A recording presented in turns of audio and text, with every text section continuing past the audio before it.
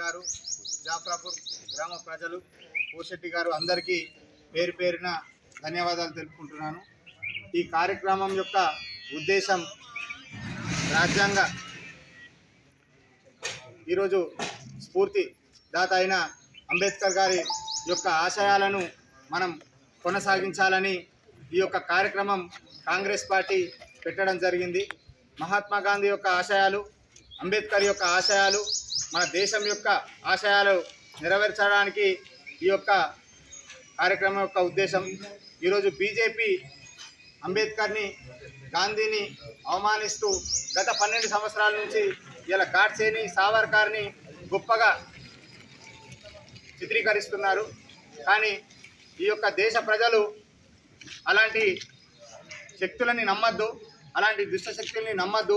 ఎందుకంటే మన రాజ్యాంగాన్ని ఎంతో పవిత్రమైనదిగా మనం అందరం కొలుస్తూ ఉన్నాం. ఇలా బడుగు బలహీన వర్గాల కోసం ఇలా అంబేద్కర్ గారు బీసీ, ఎస్సీ, ఎస్టీ, మైనార్టీల కోసం ఇలా రాజ్యాంగాన్ని ప్రపంచ దేశాలు తిరిగి 2 సంవత్సరాలు కష్టం తిరిగి ఈరోజు ఈ రాజ్యాంగాన్ని రచించడం జరిగింది. ఆ రాజ్యాంగ ప్రతిఫలాలే ఈరోజు ఇలా ఎస్సీలు కానీ, ఎస్టీలు కానీ, బీసీలు కానీ, మైనార్టీలు కానీ ఇలా దేశంలో తలెత్తుకునేలా తిరుగుతున్నారు.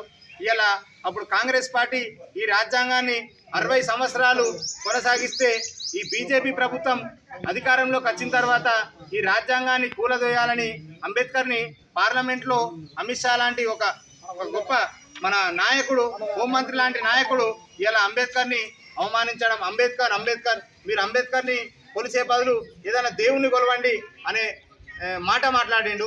ఇలా అంబేద్కర్ లాంటి వాళ్ళు లేకుంటే ఇలా దళితుడు లెక్కనే ఉంటుండే, బీసీ లాగానే ఉంటుండే.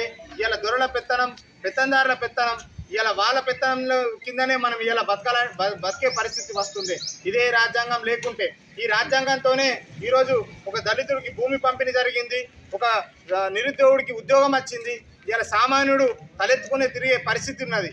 ఇలా అదే రాజ్యాంగం లేకుంటే మన పరిస్థితులు చాలా వర్ణనాతీతం, చెప్పుకోలేని పరిస్థితి, వివక్షకు గురవుతుంటుంది.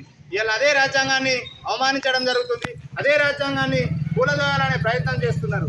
ఆ ప్రయత్నాన్ని అడ్డుకోవడానికే ఇలా రాహుల్ గాంధీ భారత్ జోడో యాత్ర అని కాశీకు కన్యాకుమారి వరకు 5,000-6,000 కిలోమీటర్లు ఇలా పాదయాత్ర ద్వారా ప్రజల మనోభావాలను తెలుసుకోవడానికి, ప్రజల యొక్క మనసులు తెలుసుకోవడానికి, ప్రజల యొక్క మనోభావాలను తెలుసుకోవడానికి ఇలా కాలినడకన దేశమంతా తిరిగిండు, దేశమంతా ప్రజలను కలిసిండు, దేశమంతా ప్రజల యొక్క బాధలు తెలుసుకున్నాడు.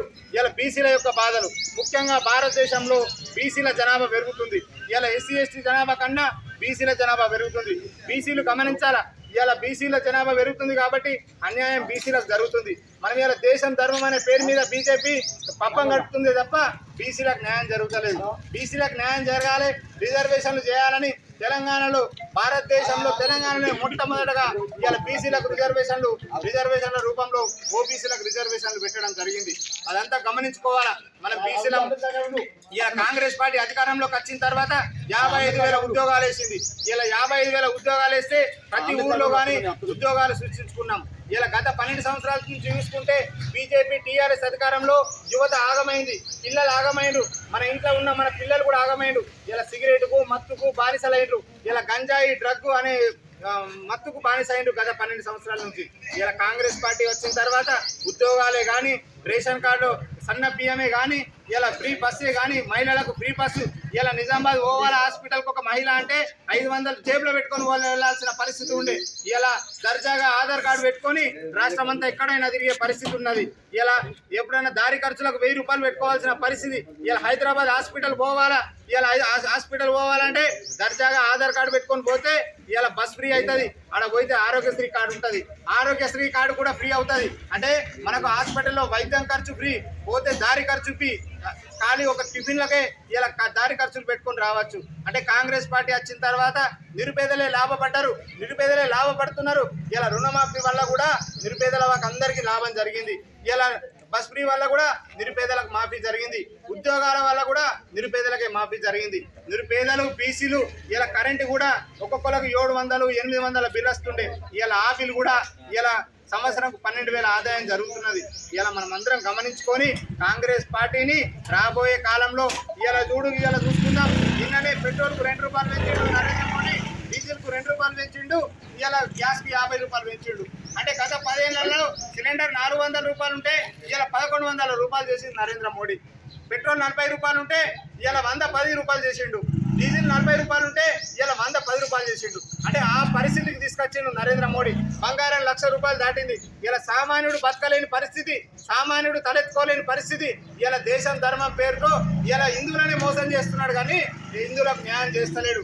కేవలం వాళ్ళ పదవులు కాపాడుకోవడానికి, పదవులు శాసించడానికే తప్పితే పేద ప్రజలకు న్యాయం చేస్తలేడు నరేంద్ర మోడీ. ఒక్కసారి బీసీలు, ఎస్సీలు, ఎస్టీలు, మైనార్టీలు అందరూ గమనించాలా. కాంగ్రెస్ పార్టీ ప్రజల కోసం, ప్రజల పక్షాన నిలబడుతుంది. కాంగ్రెస్ పార్టీ ప్రజల తరపున కొట్లాడుతుంది. రాహుల్ గాంధీ ఇలా ప్రజల తరపున కొట్లాడుతుండు. మనందరం రాహుల్ గాంధీ తరపున నిల్చుంటే ఇలా అన్ని రకాల ఇలా రేషన్ కార్డు పుట్టించింది కాంగ్రెస్ పార్టీ, ఆధార్ కార్డు పుట్టించింది కాంగ్రెస్ పార్టీ, ఇలా మక్కల కొనుగోలు పుట్టించింది కాంగ్రెస్ పార్టీ, అట్ల కొనుగోలు పుట్టించింది కాంగ్రెస్ పార్టీ, భూములు వంచింది కాంగ్రెస్ పార్టీ, కెనాలు కట్టింది కాంగ్రెస్ పార్టీ, ప్రాజెక్టులు కట్టింది కాంగ్రెస్ పార్టీ, ఇలా రోడ్లు పుట్టించింది కాంగ్రెస్ పార్టీ. ప్రతిదీ కాంగ్రెస్ పార్టీ ఇచ్చింది. పేదలకు భూములు వంచింది అప్పుడు ఇందిరాగాంధీ. ఇలా ఎస్సీలకు, దళితులకు, అందరికీ, బీసీలకు, గిరిజనులకు అందరికీ కాంగ్రెస్ పార్టీ భూములు వంచింది. మనం అందరం గమనించాలా, అందరికీ చెప్పాలా. కాంగ్రెస్ పార్టీ యొక్క గొప్పతనం అందరికీ చెప్పుకుంటే, ఒకరొకరు చెప్పుకుంటే ఇలా కాంగ్రెస్ పార్టీ గొప్పతనం తెలుస్తుంది. నరేంద్ర మోడీ 12 సంవత్సరాలల్లో మనకి ఏం ఆర్థిక వ్యవస్థ అంతా నాశనం చేసిండు. ఇలా మన ఇంటి ఖర్చులకే సరిపోతలేం. ఇలా ఇంటి ఖర్చులు బాగా పెరిగినాయి, పెంచేసిండ్రు. ఇలా ఉప్పు కానీ, పప్పు కానీ, నూనె కానీ, నూనె డబ్బా ఇలా 2,400 రూపాయలు అయింది. ఇలా ప్రతి ధరలు పెంచేసిండు. నిత్యావసరాల ధరలు కొనుక్కునే పరిస్థితులు లేకుండా అయినాం. మనకి ఇలా మక్కలకు వేస్తలే, పసుపుకు ధర వేస్తలే. 8,000, 9,000 అమ్ముకున్నాక ఖరీదారు 15,000 అమ్ముకుంటున్నాడు. ఇలా మనల్ని నిండుగా ముంచిండు నరేంద్ర మోడీ. ఇలా పసుపు పడని చెప్తే మనం అందరం 8,000 అమ్మేసుకున్నాం. ఇలా 15,000 రూపాయలు అయింది. మనం అందరం అమ్ముకున్నాక 15,000 అవుతుంది, 50,000 అవుతుంది. ఇలా మనకు ధర రావాలి కదా 15,000 రూపాయలు, రైతుకు రాయేందుకు ధర. ఇలా ఖరీదారు పోయి స్టాక్ పెట్టుకున్నాడు, ఇలా 15,000 అమ్ముకుంటున్నాడు. అంటే రైతును నిండా ముంచుతున్నది ఇలా బీజేపీ పార్టీ. ఇలా కాంగ్రెస్ పార్టీ ఇలా ప్రతి దానికి ధరలు పెట్టింది. ఇలా ఈరోడు సన్న బియ్యం అందరు పండించుకున్నాం. ఆనకాలం సన్న బియ్యం 2,200 ఇచ్చింది కాక 500 బోనస్ వేసింది. ప్రతి ఒక్క రైతు అకౌంట్లో ఇలా 100 కుంటాలు పండించుకున్న రైతుకు 50,000 బోనస్ వేసింది.